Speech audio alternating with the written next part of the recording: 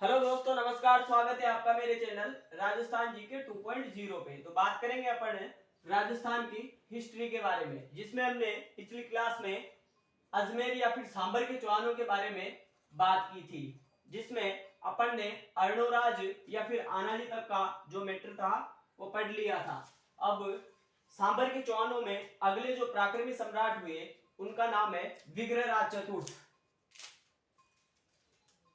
उनका नाम है विग्रहराज चतुर्थ। आप लोग ज्यादा से ज्यादा इस चैनल को सब्सक्राइब करना और अपने दोस्तों के पास में शेयर करना। चतुर्थ, विग्रहराज चतुर्थ। तो विग्रहराज चतुर्थ के बारे में बात करें, इनका शासनकाल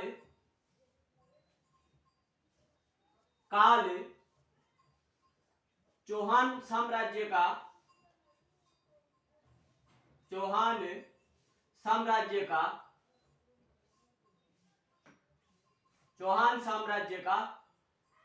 स्वर्ण युग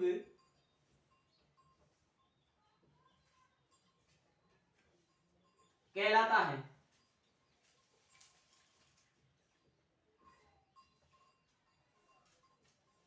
इनका शासनकाल चौहान साम्राज्य का स्वर्ण युग कहलाता है। उसके अलावा इनको कवि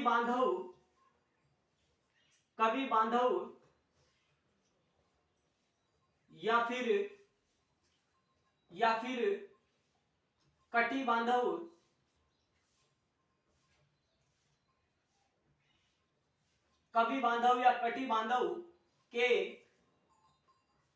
नाम से जाना जाता है।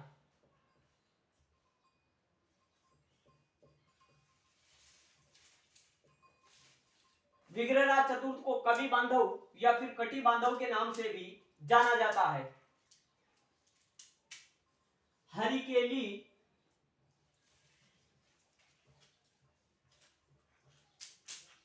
नाटक विग्रहराज चतुर्थ, 100 पे चतुर्थ लिखता हूं मैं, चतुर्थ के द्वारा संस्कृत भाषा में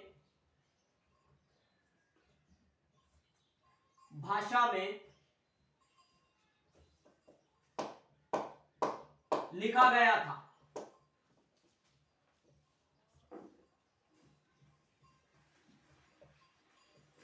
हरिकेली नाटक विग्रहराज चतुर्थ के द्वारा संस्कृत भाषा में लिखा गया था। उसके अलावा जो विग्रहराज चतुर्थ हैं, इनके समय में दिल्ली शिवालिक इनके शासनकाल में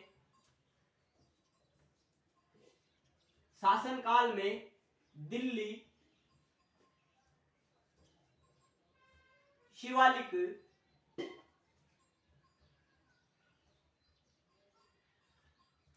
स्तंभ लेख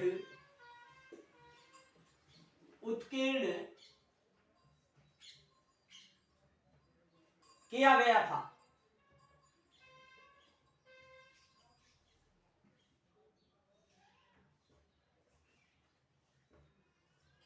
इनके शासनकाल में दिल्ली शिवालिक स्तंभ लेख उत्कीर्ण किया गया था। उसके अलावा अगर अपन बात करें विग्रहराज चतुर्थ की, तो विग्रहराज चतुर्थ के द्वारा क्या किया गया, इनके द्वारा सरस्वती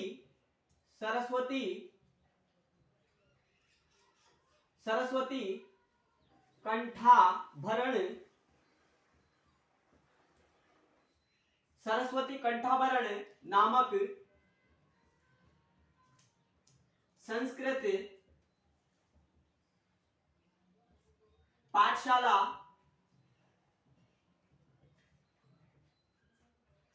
पाठशाला का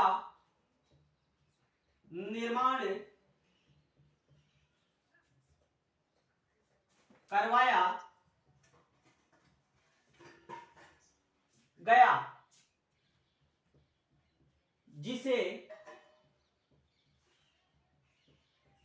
कुतुबुद्दीन ऐबक ने आगे चलकर कुतुबुद्दीन ऐबक ने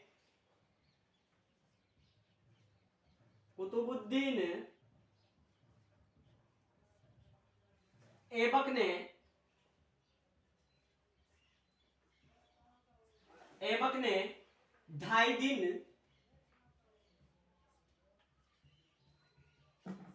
के झोपड़े के रूप में परिवर्तित करवाया।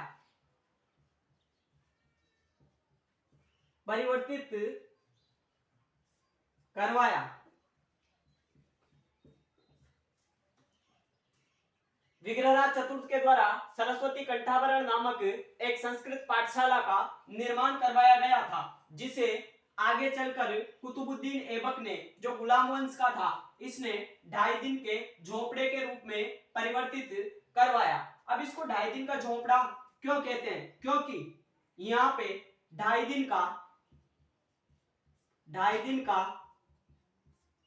दिन का पंजाब शाह का उर्स लगता है। पंजाब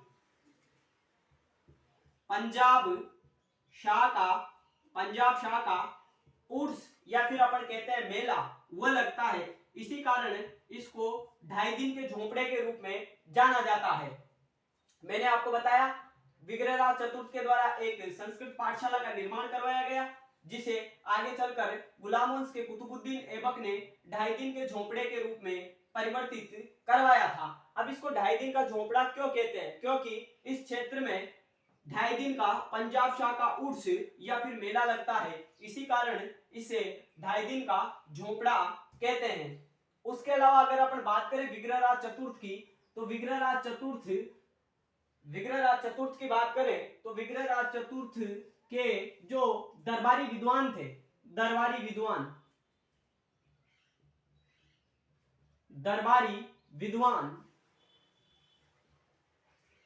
तो उनके नाम बताता हूं मैं आपको। एक थे नरपति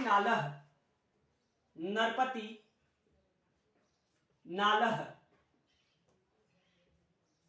जिनकी अगर अपन रचना की बात करें तो इनकी जो रचना है उसका नाम है बिसलदेव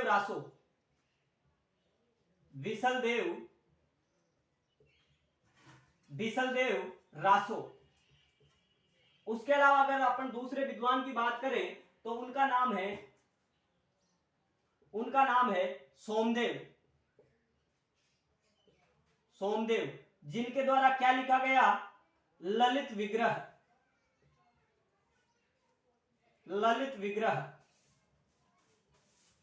ये बात बताई मैंने आपको विग्रहराज चतुर्थ के बारे में। इनका शासनकाल चौहान साम्राज्य का स्वर्ण युग कहलाता है। इनको कवि बांधव या फिर कटी बांधव के नाम से भी जाना जाता है। हरिकेली नाटक विग्रहराज चतुर्थ के द्वारा संस्कृत भाषा में लिखा गया था। इनके शासनकाल में दिल्ली शिवालिक स्तंभ लेख का उत्कीर्ण भी किया गया था। इनके द्वारा सरस्वती कंठाभरण नामक एक संस्कृत पाठशाला का निर्माण करवाया गया, जिसे आगे चल के गुलाम वंश के कुतुबुद्दीन ऐबक ने 2.5 दिन के झोपड़े के रूप में परिवर्तित करवाया। और इसे 2.5 दिन का झोपड़ा क्यों कहते हैं? क्योंकि इस अजमेर वाले रीजन में 2.5 दिन का पंजाब शाह का उर्स या फिर मेला लगता है, इसी कारण इसको 2.5 दिन का झोपड़ा भी कहते हैं। विग्रहराज चतुर्थ के दरबारी विद्वानों की बात करें तो एक का नाम है नरपति नाला, जिनके द्वारा बिसलदेव रासो लिखा गया, और दूसरे दरबारी थे इनके सोमदेव, जिनके द्वारा ललित विग्रह लिखा गया था। उसके आगे की चर्चा करते हैं, आगे क्या हुआ।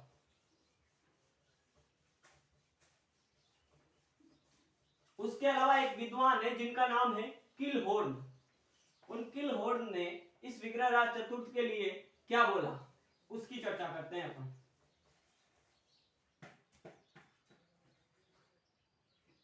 विद्वान किलहोर्न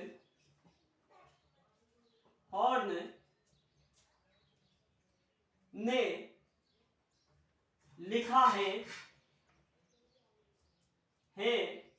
कि यह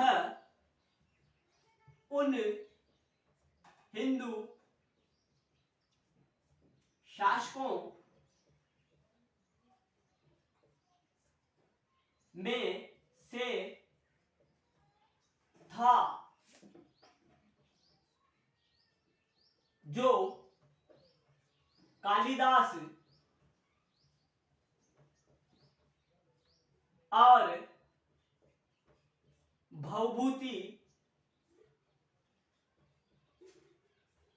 से होड़ कर सकता था। किलहोर्न ने विग्रहराज चतुर्थ के बारे में लिखा है कि यह उन हिंदू शासकों में से था जो कालिदास और भवभूति से होड़ कर सकता था। ये थे विग्रहराज चतुर्थ, जिनको बिसल देव के नाम से भी जाना जाता है। इनको बिसल देव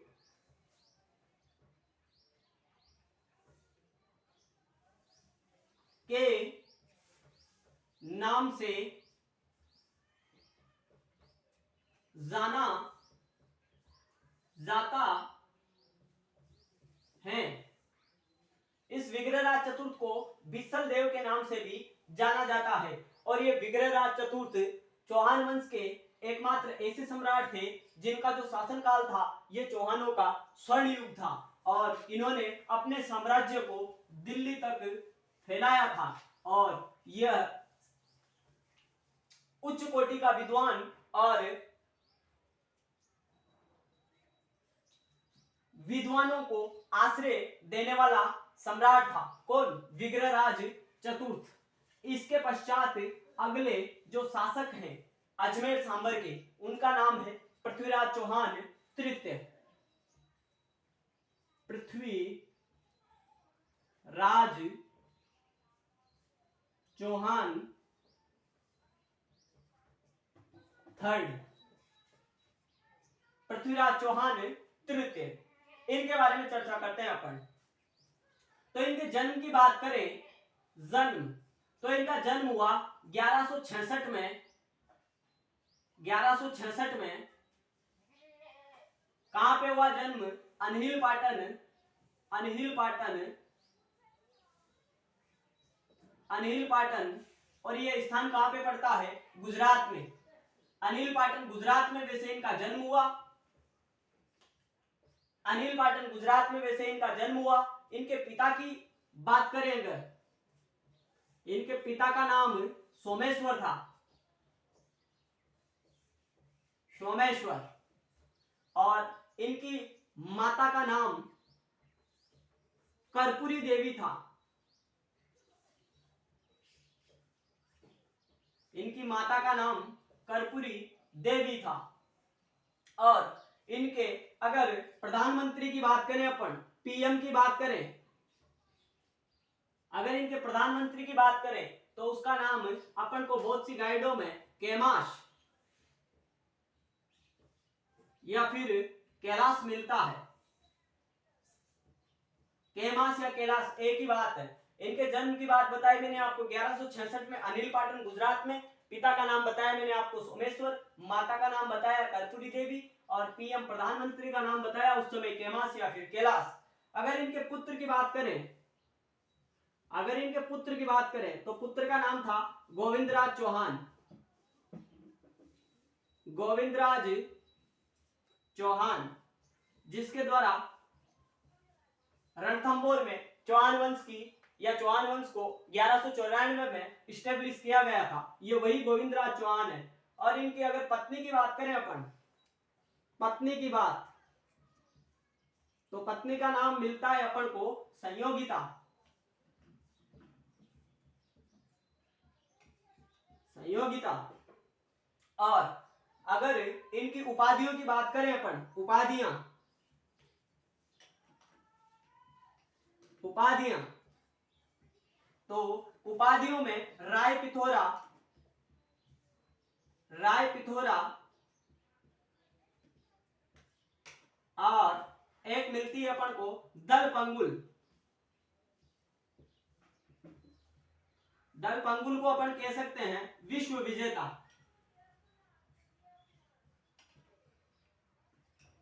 ये जो दलपंगुल उपाधि है ये नयन चंद्र सूरीकृत नयन चंद्र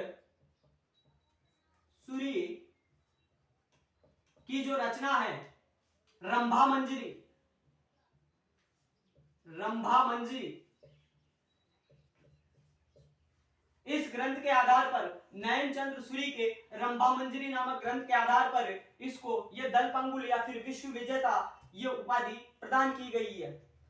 उसके अलावा जन्म बताया मैंने आपको 1166 में अनिल पाटन गुजरात में, पिता का नाम बताया मैंने आपको सोमेश्वर, माता का नाम बताया कर्पूरी देवी, प्रधानमंत्री का नाम बताया कैलाश या फिर कैलाश, पुत्र का नाम बताया गोविंदराज चौहान जो रणथंबोर में चौहान वंश का संस्थापक था। उसके अलावा पत्नी का नाम बताया संयोगिता और उपाधियां बताई मैंने आपको राय पिथौरा और दलपंगुल जिसको विश्व विजेता भी बोला जाता है। और ये जो दलपंगुल उपाधि है ये नयन चंद्र सूरीकृत रंभा मंजरी नामक ग्रंथ के आधार पर इस पृथ्वीराज चौहान थर्ड को प्रदान की गई है और मात्र 11 वर्ष की अवस्था में ये शासक बना था। मतलब इसका जन्म बताया मैंने आपको 1166 में और 1177 में मात्र 11 वर्ष की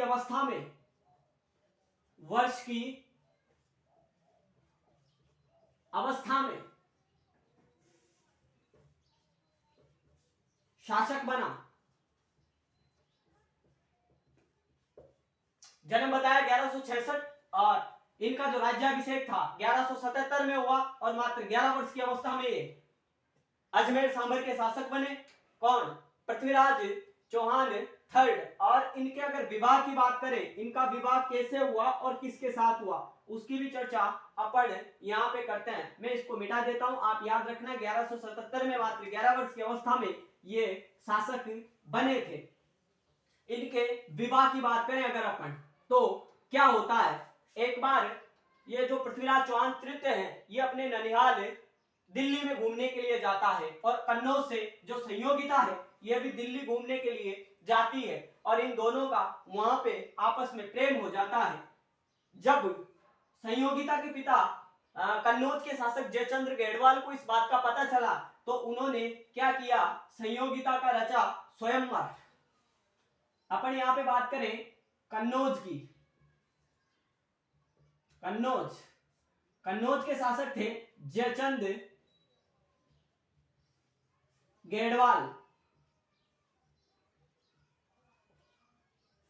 और यहां पे बात करें अपन अजमेर के जो शासक थे उस समय अजमेर के शासक थे पृथ्वीराज यहां पे चौहान नहीं लिखता हूं मैं, थर्ड ही लिख देता हूं डायरेक्ट, पृथ्वीराज चौहान थर्ड ये अजमेर के शासक थे।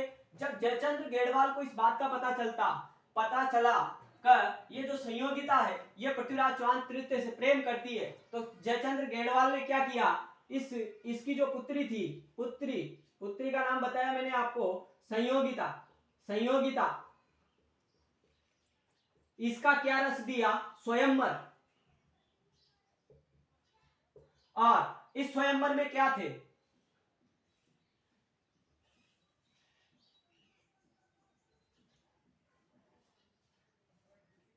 क्या किया, इस जयचंद्र गेडवाल ने इस संयोगिता का क्या रच दिया, स्वयंवर। यहाँ पे सम्राट बैठा हुआ था, कौन, जयचंद्र गेडवाल। इधर स्वयंवर में आए हुए सभी महान राजा बैठे हुए थे यहाँ पे।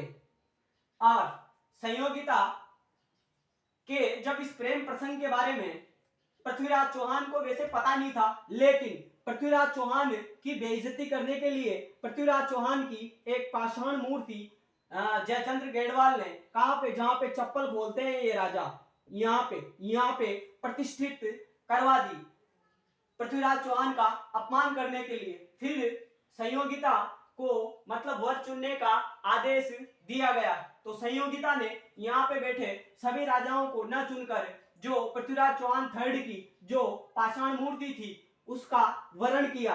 और जब पृथ्वीराज चौहान को इस बात का पता चला कि जो संयोगिता है उसने मेरी मतलब पाषाण की मूर्ति का वरण किया है तो पृथ्वीराज चौहान यहाँ से हुआ रवाना और संयोगिता का क्या किया, इसने संयोगिता को कहां से भगा के लेके आ गया ये, और कहां पे आ गया, डायरेक्टली अजमेर। और कौन सा विवाह किया, इसको अपन प्रेम विवाह या फिर गंधर्व विवाह भी कह सकते हैं, गंधर्व विवाह,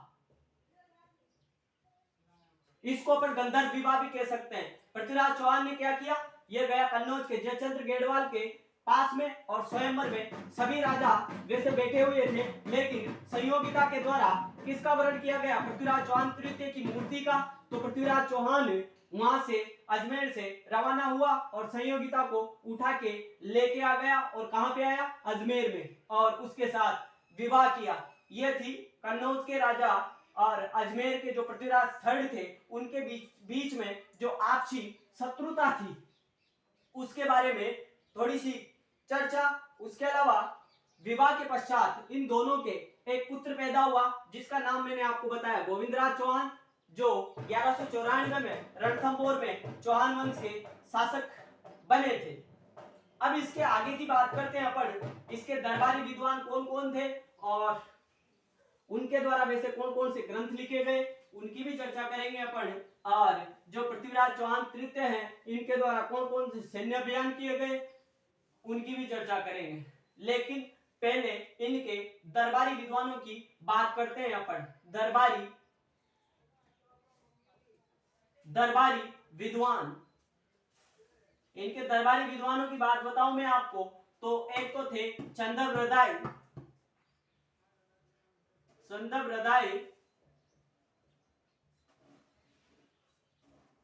एक तो थे इनके दरबारी कवि चंद्रवृदाई। उसके अलावा इनके एक दरबारी कवि थे जिनका नाम था विद्यापति गौंड,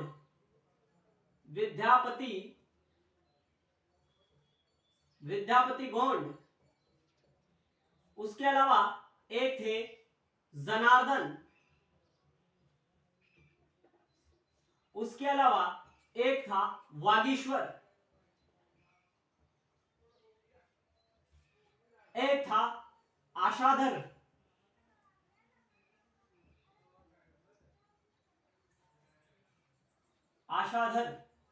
इनके दरबारी विद्वानों की बात बताई मैंने आपको, चंद्रवृदाई, विद्यापति गौड़, जनार्दन, वागीश्वर, आशाधर, ये इनके दरबारी विद्वान थे।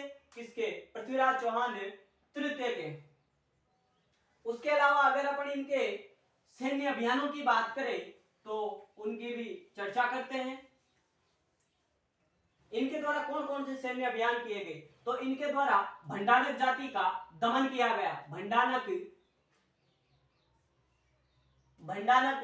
जाति का दमन किया गया। पृथ्वीराज चौहान तृतीय के द्वारा भंडानक जाति का दमन किया गया, और इन्हीं पृथ्वीराज चौहान थर्ड के द्वारा अपने भाई नागार्जुन का भी दमन किया गया। नागार्जुन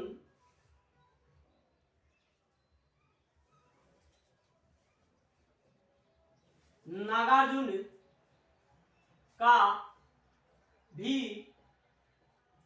दमन किया गया इसके द्वारा।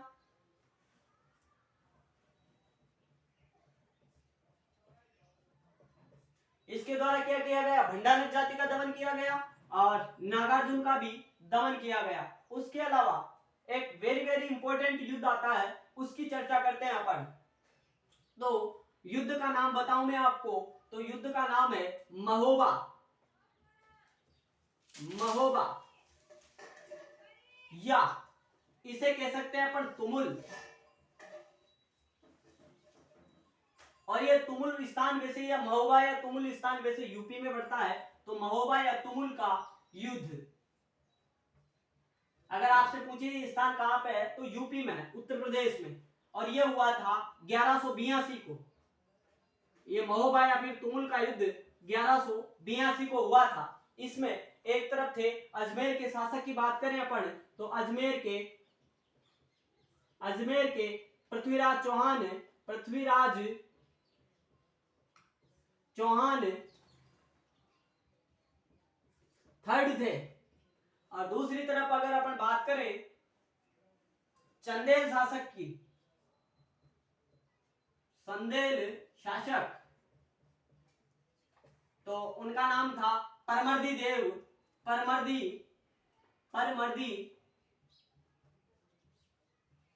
देव चंदेल। मैंने आपको बताया अजमेर के शासक पृथ्वीराज चौहान तृतीय और इधर चंदेल शासक बताए मैंने आपको परमर्दी देव चंदेल। इन परमर्दी देव चंदेल के दो सेनापति थे, बहुत माने हुए सेनापति थे। एक का नाम आल्हा और दूसरे का नाम था उद्दल। एक का नाम मैंने आपको आल्हा बताया और दूसरे का नाम उद्दल बताया। इन परमर्दी देव चंदेल के सेनापतियों की इस पृथ्वीराज चौहान तृतीय के द्वारा हत्या कर दी जाती है। मतलब इस युद्ध में परमर्दी देव चंदेल की क्या होती है, हार, और पृथ्वीराज चौहान की इसमें क्या होती है, विजय।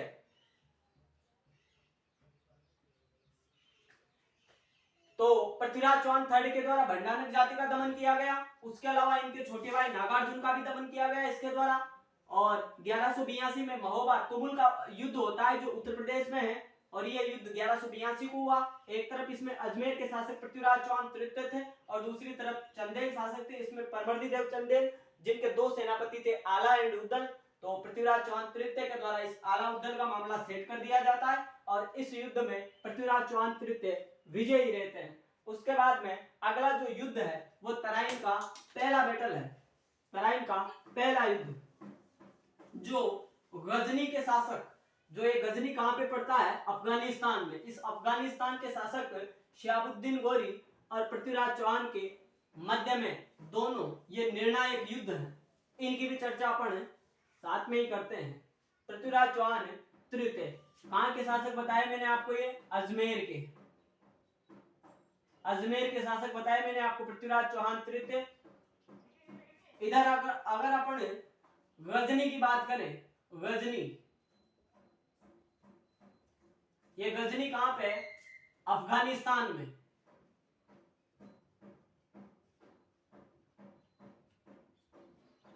यहां पे बताया मैंने आपको गजनी, और गजनी कहां पे, अफगानिस्तान में। यहाँ के अगर शासक की चर्चा करें अपन तो शासक का नाम है शिहाबुद्दीन गोरी, शिहाबुद्दीन गोरी। गजनी अफगानिस्तान के शासक बताए मैंने आपको शिहाबुद्दीन गोरी, या फिर जिसको अपन मोहम्मद गोरी भी कहते हैं, कोई दिक्कत नहीं है। उसके अलावा अजमेर के शासक बताए पृथ्वीराज चौहान तृतीय। और ये युद्ध कौन सा था, तराइन का प्रथम युद्ध, तराइन का पहला युद्ध। और हुआ कब था ये,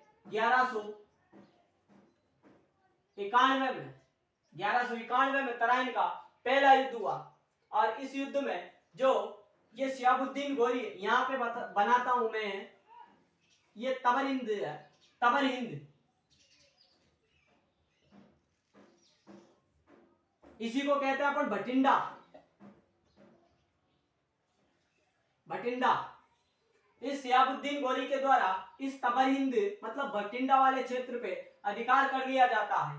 फिर क्या करता है, पृथ्वीराज चौहान तृतीय भी अपनी सेना को लेके यहाँ पे आता है और दोनों की सेनाएं कहां पे आ जाती है, करनौल। और ये करनाल स्थान कहां पे है, जो करनाल स्थान है ये हरियाणा में है। क्या होता है, शिहाबुद्दीन गोरी के द्वारा तबर हिंद यानी भटिंडा पे अधिकार कर लिया जाता है। फिर पृथ्वीराज चौहान तृतीय अपनी सेना लेके आगे बढ़ते हैं और इधर से शिहाबुद्दीन गोरी और उधर से पृथ्वीराज चौहान, दोनों की सेनाएं करनौल हरियाणा के मैदान में आमने सामने होती है। और इसमें जो पृथ्वीराज चौहान थे, इन पृथ्वीराज चौहान के सेनापति की बात करें अपन, सेनापति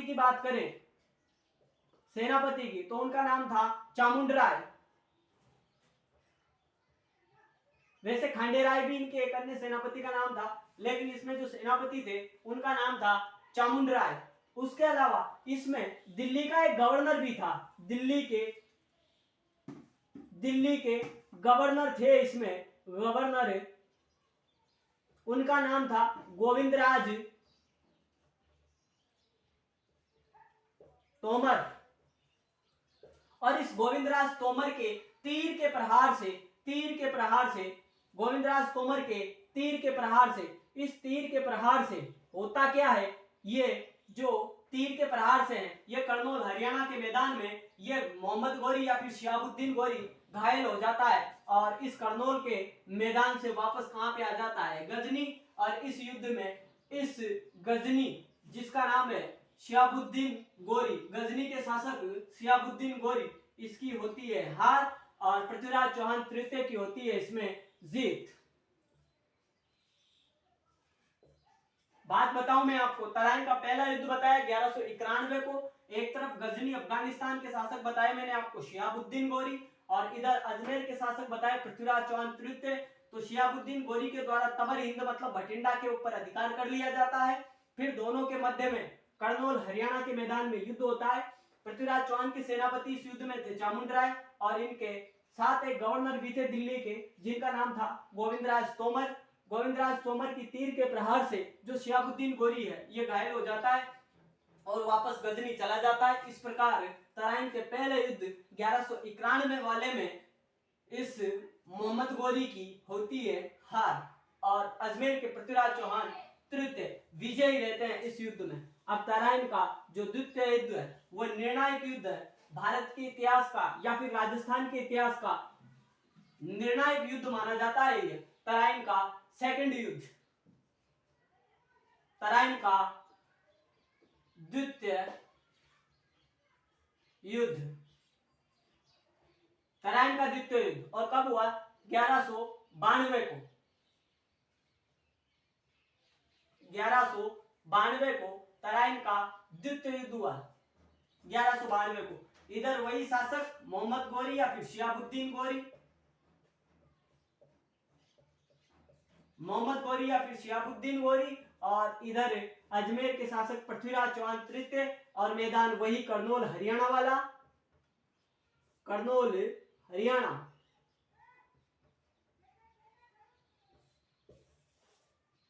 इस मैदान में पृथ्वीराज चौहान की सेना भी आती है और इधर से मोहम्मद गोरी की सेना भी आती है, और इस युद्ध में पृथ्वीराज चौहान पराजित हो जाता है। और तराइन का जो द्वितीय युद्ध है, वैसे इसमें संधि वार्ता के लिए किवामुल मुल्क को भेजा जाता है, लेकिन पीछे से मोहम्मद गोरी अटैक करता है और इस युद्ध में पृथ्वीराज चौहान की होती है हार और शिहाबुद्दीन गोरी की होती है जीत, मोहम्मद गोरी की होती है इसमें जीत। लेकिन चंद्रवृदाई के एक ग्रंथ के आधार पर ऐसा माना जाता है, चंद्रवृदाई के एक ग्रंथ के आधार पर ऐसा माना जाता है कि जो यह युद्ध हुआ था करनौल हरियाणा में तराइन का द्वितीय युद्ध, इस युद्ध के बाद में जो मोहम्मद गोरी था यह पृथ्वीराज चौहान को क्या किया गया, बंदी बनाकर कहां पे लेके आ गया, गजनी में लेके आ गया, बंदी बना के, बंदी बनाकर कहां पे लेके आ गया, गजनी में, और एक मतलब सिंहासन पे वो विराजमान हो जाता है। और उसी समय इनके जो दरबारी विद्वान थे चंद्रवृदाई, वो भी वहां पे पहुंच जाते हैं और एक दुआ बोला जाता है, 4 बांस 24 गज अंगुल अष्ट प्रमाण ता ऊपर सुल्तान है मत चुके चौहान। ये जो पंक्ति है ये चंद्रवृदाई के द्वारा पृथ्वीराज चौहान की शान में बोली गई है, क्योंकि ये शब्द वेदी बाण साधने में बहुत विद्वान शासक माना जाता है पृथ्वीराज चौहान तृतीय। फिर वहीं पे शब्द वेदी बाण के द्वारा इस मोहम्मद गोरी का मामला पृथ्वीराज चौहान के द्वारा सेट कर दिया जाता है। उसके अलावा एक इंपॉर्टेंट बात है, पृथ्वीराज चौहान के घोड़े की अगर बात करें अपन, इसके घोड़े की अगर बात करें तो इसके घोड़े का जो नाम था वह आप याद रखना नाट्यरंभा था, नाट्यरंभा, इनके घोड़े का नाम नाट्यरंभा था। उसके अलावा एक इंपॉर्टेंट बात की बात करें अपन तो पृथ्वीराज चौहान और चंद्रवृदाई ये दोनों ऐसा माना जाता है कि ये दोनों साथ में ही पैदा हुए थे और साथ में ही इन्होंने मृत्यु का वरण किया था। इसी कारण पृथ्वीराज चौहान और जो चंद्रवृदाई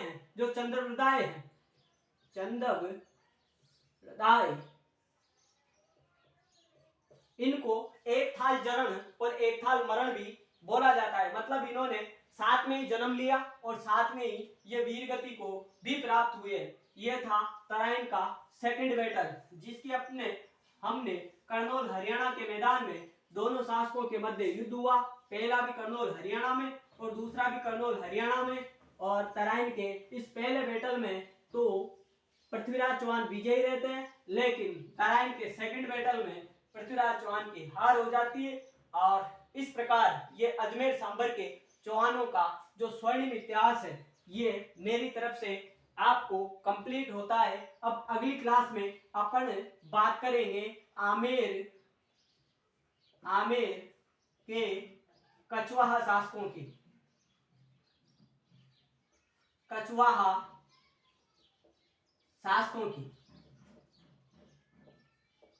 अगली जो क्लास होगी वह आमेर के कछवाहा शासकों की होगी, क्योंकि किस प्रकार यहाँ पे दुलहराई या फिर तेजकरण के द्वारा आमेर में कछवाहा राजवंश को स्टेब्लिश किया जाता है।